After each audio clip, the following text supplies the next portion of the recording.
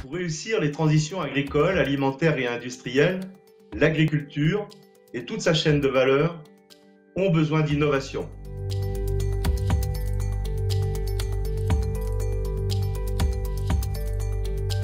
Les startups, malgré leur fragilité, sont des parties prenantes de cette innovation, en particulier dans le domaine des biotechnologies.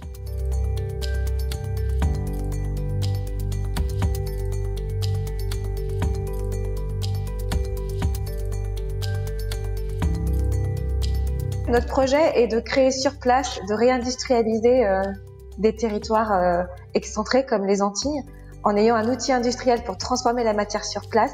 Réindustrialiser des territoires, de porter un combat pour l'écologie et l'environnement, et aussi de travailler à rééquilibrer le partage de valeur dans les filières agricoles, dans les startups qui sont impliquées sur ces filières. Aujourd'hui, il y a toujours cette notion d'engagement pour rééquilibrer les choses, que ce soit du côté de la nature ou du côté du partage de valeur.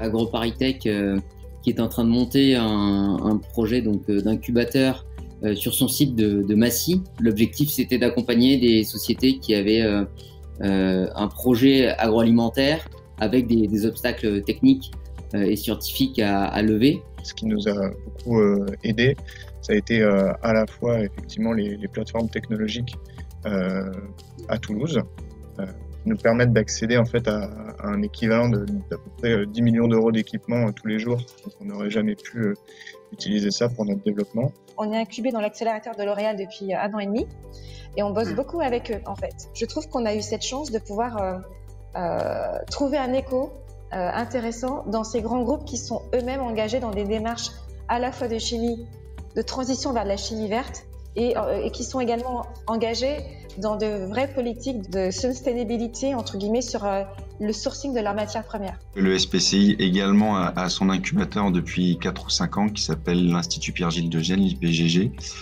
Et ce qui était important pour nous, c'était d'être proche de mes associés chercheurs pour effectivement avoir du conseil scientifique, accès à de la compétence, mais aussi avoir accès à des locaux. Et le fait d'aller dans les incubateurs qui fournissent tout ça clé en main, c'est vraiment, on gagne énormément de temps. On a juste à se focaliser, à développer notre technologie, notre proposition de valeur et notre société. Donc c'est vraiment des environnements très propices au développement des startups biotech. Et en parallèle de ça, nous on collabore aussi beaucoup avec l'Université de Reims. Collaborer avec l'environnement académique, c'est d'avoir accès à des compétences de pointe, des expertises qu'on n'a pas ou qu'on peut pas se payer en interne. Donc c'est vraiment très la manière la plus optimale de travailler pour des startups comme nous.